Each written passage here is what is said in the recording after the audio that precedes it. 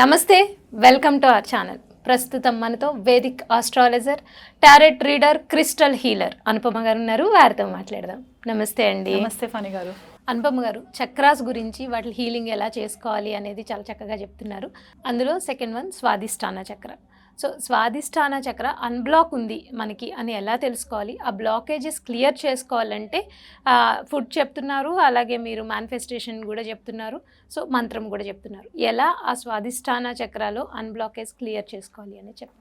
స్వాదిష్టాన చక్రకు వచ్చేసరికి ఇది మనకి మూలాధార కంటే 2 ఇంచెస్ అబోవ్ ఉంటుంది అన్నమాట. కొద్దిగా పైకి ఉంటుంది, 2 ఇంచెస్ పైకి. అంటే ఇప్పుడు మనకి మూలాధార హిప్స్ అని చెప్పేసి అనుకున్నాం కదా, హిప్స్ దగ్గర స్వాదిష్టాన కూడా మనకి కొద్దిగా దానికంటే పైన ఉంటుంది.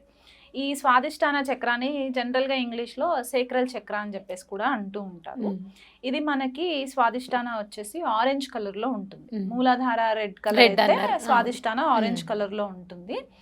మనం ఏం ఫీల్ అవుతున్నాం, ఎలా ఫీల్ అవుతున్నాం అనేది మనకి స్వాదిష్టాన చక్ర యొక్క ఎనర్జీస్ చెప్తూ ఉంటాయి అన్నమాట.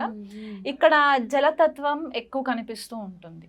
అండ్ ఇది మనకి ఫర్టిలిటీ గురించి కూడా చెప్పే యొక్క చక్ర అన్నమాట. జనరల్గా మనము ఇది వరకు చెప్పుకున్నట్టు ఈ లోవర్ 3 చక్రాస్ లేడీస్కి కొద్దిగా బ్లాకేజెస్ స్వతహాగానే ఉంటాయి. ఓకే.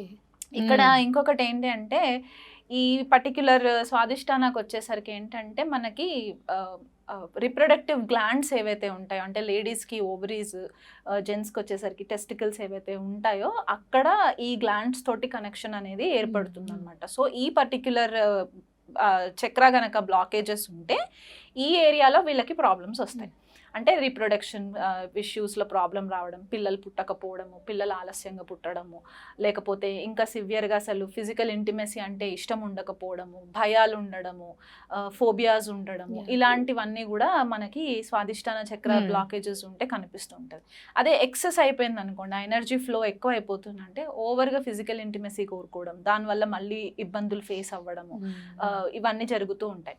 కొంతమందికి ఏంటంటే వాళ్ళు చెప్పుకోలేరు, ఎస్పెషలీ లేడీస్ అయినా ఈ మధ్య కాలంలో జెంట్స్ అయినా సరే కొన్ని ఓపెన్గా ఎవరితో డిస్కస్ చేయలేరు కాబట్టి వాళ్ళపైన ఏదన్నా లైంగిక వేధింపులు ఏవైతే జరుగుతూ ఉంటాయో అవి జరిగినప్పుడు వాళ్ళు బయటికి వచ్చి ఎవరితోటన్నా చెప్పాలన్నా కూడా చాలా ఇబ్బందికరంగా ఫీల్ అవుతూ ఉంటారు. కాబట్టి ఇక్కడ ఏమవుతుందంటే అది ట్రామా లాగా మారిపోయి ఆ ఎనర్జీ మొత్తం కూడా ఇక్కడ స్వాదిష్టానంలో స్టోర్ అయిపోయి ఉంటుంది అనమాట. సో దానివల్ల బ్లాకేజెస్ వచ్చే ఛాన్సెస్ చాలా ఎక్కువ కనిపిస్తూ ఉంటుంది. ఎవరిని నమ్మరు, ఎవరిని ట్రస్ట్ చేయరు, దగ్గరికి ఎవరిని రానివ్వరు, ఫ్రీ ఫ్లో ఆఫ్ ఎనర్జీ ఉండదు. దీనివల్ల ఏంటంటే ఇంటిమసీలో కూడా చాలా ప్రాబ్లమ్స్ వచ్చేసే ఇబ్బందులు ఫేస్ చేస్తూ ఉంటారనమాట. సో దీనివల్ల వాళ్ళకి మెంటల్గా డిప్రెస్ అయిపోవడము, దానివల్ల ఇబ్బందులు ఫేస్ అవ్వడం అనేది కనిపిస్తూ ఉంటుంది. అంటే కాన్ఫిడెన్స్ ఉండదు ఫస్ట్ ఆఫ్ ఆల్ ఈ స్వాదిష్టాన బ్లాకేజ్ అయినప్పుడు. సో ఒకవేళ వీళ్ళకి స్వాదిష్టాన ఫ్లో బాగుందనుకోండి, క్రియేటివిటీ బాగా పనిచేస్తూ ఉంటుంది, ఫర్టిలిటీ ఇష్యూస్కి ఇబ్బంది లేకుండా ఈజీగా ఫ్రీ ఫ్లో ఆఫ్ ఎనర్జీ ఉంటుంది, ఫైనాన్షియల్గా స్టెబిలిటీ ఉంటుంది. ఎందుకంటే మూలాధార స్వాదిష్టాన ఇంచుమించు మనకి కొద్దిగా దగ్గరగా కనిపిస్తూ ఉంటాయి అన్నమాట. స్వాదిష్టాన బ్లాకేజ్ ఉంది అని అనుకుంటే ఖచ్చితంగా మూలాధార బ్లాకేజ్ కూడా ఉంటుంది, అది ఉండకుండా ఉండదు. సో ఈ రెండు కూడా ప్యారలల్గా వెళ్తూ ఉంటాయి. కాబట్టి ఇక్కడ వీళ్ళకి ఇన్ఫర్టిలిటీ ఇష్యూస్ వచ్చినప్పుడు ఏంటంటే చాలా మెడిసిన్స్ వాడుతూ ఉంటారు, పిల్లలు పుట్టాలని చెప్పి డాక్టర్స్ దగ్గరికి వెళ్తూ ఉంటారు, బట్ వాళ్ళకి ఇంకా ఎక్కడ కూడా సక్సెస్ అనేది కనిపించదు. సో ఒక్కసారి వీళ్ళు ప్రాపర్ హీలింగ్ ప్రాసెస్ కనుక చేసుకున్నట్లయితే ఈ స్వాదిష్టాన చక్రాకి కూడా ఇబ్బంది లేకుండా బ్లాకేజెస్ అన్నీ క్లియర్ అయిపోయినప్పుడు వీళ్ళకి ప్రెగ్నెన్సీ ఇష్యూస్ కన్ఫర్మ్ అవ్వడానికి కూడా మంచి ఛాన్సెస్ ఉంటాయి అన్నమాట. సో ఇక్కడ ఆర్గన్స్, మన బాడీ పార్ట్స్కి వచ్చేసరికి ఏంటంటే రీప్రొడక్టివ్ ఆర్గన్స్ అనేవైతే చెప్పుకున్నామో అవన్నీ కూడా మనకి స్వాదిష్టాన చక్రాకి కనెక్ట్ అయి ఉంటుంది. అది మేల్ అవ్వచ్చు, ఫీమేల్ అవ్వచ్చు. ఒక ప్రాపర్ ఫ్లో ఆఫ్ ఎనర్జీ అనేది ఫ్లో అవ్వడానికి ఉంటుంది. అదే ఇప్పుడు బ్లాకేజెస్ అయిపోయినాయి అనుకోండి, మనకి ఫిజికల్ ఇష్యూస్ దగ్గరకు వచ్చేసరికి ఏంటంటే యూటిరస్లో ప్రాబ్లమ్స్ రావడము, పీసీఓడి ప్రాబ్లమ్స్ మనం కామన్గా చూస్తూ ఉన్నాం ఈ మధ్య. ఫుడ్ హ్యాబిట్స్ చేంజ్ అవ్వడం వల్ల యంగ్ జనరేషన్కి కూడా చాలా ఇబ్బందులు ఎక్కువ అయిపోతున్నాయి కదా. సో పీసీఓడి బ్లాకేజెస్, ఓవరీస్లో బ్లాకేజెస్, ఫాలోపియన్ ట్యూబ్స్లో బ్లాకేజెస్ రావడము, ఇలాంటివన్నీ మనకి కనిపిస్తూ ఉంటాయి అన్నమాట. సో ఇది సేమ్ అప్లికబుల్ వాళ్ళ మేల్స్కి కూడా ఇట్లాంటి సిచ్యువేషన్సే ఉండే ఛాన్సెస్ ఉంటాయి. అంటే వాళ్ళకి స్పర్మ్ కౌంట్ తక్కువ ఉండడము, ఇవన్నీ కూడా మనకి కనిపిస్తూ ఉంటాయి అన్నమాట. అండ్ లీడర్షిప్ క్వాలిటీస్ ఎక్కువ ఎక్స్పోజ్ చేయలేరు Okay. స్వాదిష్టాన బ్లాకేజెస్ ఉన్నప్పుడు. ఎందుకంటే ఆ కాన్ఫిడెన్స్ అంటే నేను కాన్ఫిడెంట్గా లేను, నేను ప్రాపర్గా ఫీల్ అవ్వట్లేదు, నేను ఎదుటి వాళ్ళు నన్ను ఎలా రిసీవ్ చేసుకుంటారో అనే ఒక ఇబ్బందుల్లో వాళ్ళకి సెల్ఫ్ డౌట్స్ ఎక్కువ అయిపోతూ ఉంటాయి అన్నమాట.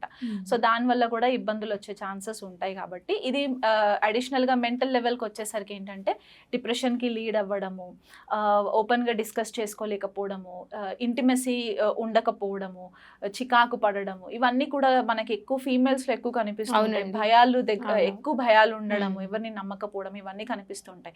సో దీనికి బెస్ట్ రెమెడీస్ ఏంటి అంటే వీళ్ళు మెడిటేషన్ చేసేటప్పుడు వమ్ అనే ఒక సౌండ్ ఉంటుంది. దీన్ని వాళ్ళు 21 టైమ్స్ ఈ మెడిటేషన్కి కూర్చున్నప్పుడు 21 times 21 days every single day 21 రోజులు కనుక వీళ్ళు ఫాలో అయ్యి వమ్ అనే సౌండ్ కనుక వీళ్ళు చేసుకుంటూ కనుక అంటే వాళ్ళు మెడిటేషన్కి కూర్చున్నప్పుడు ఈ ఆరెంజ్ కలర్ని ఇమాజిన్ చేసుకుంటూ ఆ free flow of energy universe నుంచి వీళ్ళ పైన వచ్చి పడుతుంది, బ్రహ్మరంధ్రం నుంచి వీళ్ళకి ట్రాన్స్మిట్ అవుతుంది అని వీళ్ళు ఇమాజినేషన్ చేసుకొని మెడిటేషన్లో కూర్చొని కనుక వీళ్ళు ప్రాక్టీస్ చేసినట్లయితే వీళ్ళకి మంచి రిజల్ట్స్ కనిపిస్తూ ఉంటాయి.